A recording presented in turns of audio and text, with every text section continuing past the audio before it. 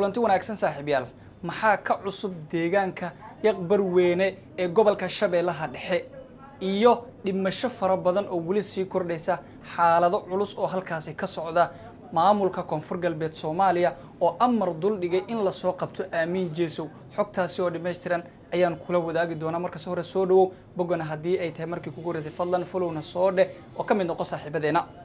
deegaanka yaqbar weyne ee gobolka Shabeellaha Dhexe waxa labadii maalmood ee ugu dambeysay ka socda xaalad aad u cakiran iyada oo markaasi dhimashadu ay sii kordhayso dagaalkuna uu sii xoogeysanayo saacadba saacada ka dambeysa maamulka Koonfur Galbeed Soomaaliya oo hogaamiye madaxweynaha dawlad goboleedka Koonfur Galbeed Soomaaliya Cabdicasiis Xasan Maxamed Laftagreen ayaa amar dul dhigay in la soo qabto Aamin Jeesow oo ka shaqeynaya xaalad kicin dadweyne iyo waliba sidoo kale dhibaatada bulshada halkaasi ku dhaqan sidii ay mar kale dagaal sokeeyay u bilaabi lahaayeen labadii maalmood ee la soo dhaafay waxa halkaasi ka socday dagaal beeleedyo iyo waliba sidoo kale ama maleeshiyo hab qabiil ahaan u abaabulan iyo ciidamada maamulka Koonfur Galbeed Soomaaliya halkaasi oo xaalad si weyn ugu socotay waxaana sidoo kale la soo warinayaa dhimashadu in ay sii kordhayso xaaladuna ay tahay mid si cakiran iyada oo dawladda Soomaaliya markaasi dagaal ay kula jirto kooxaha al-shabaab hadii mar kale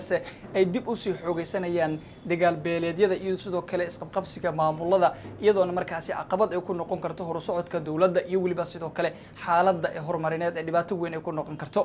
ciidanka maamulka Koonfur Galbeed Soomaaliya oo uu hogaaminayo wasiirka amniga maamulka Koonfur Galbeed Soomaaliya ayaa maalinkii labaad qayb ka ah sidii markaasi dadkan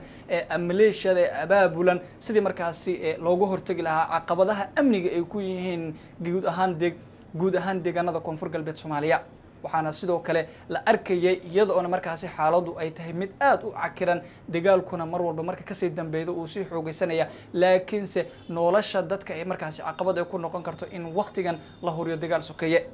haddaba adigu aragtidaada qaybta hoose ee faalada commentiga ugu wadaag muuqaalkana share garee mahadsanidii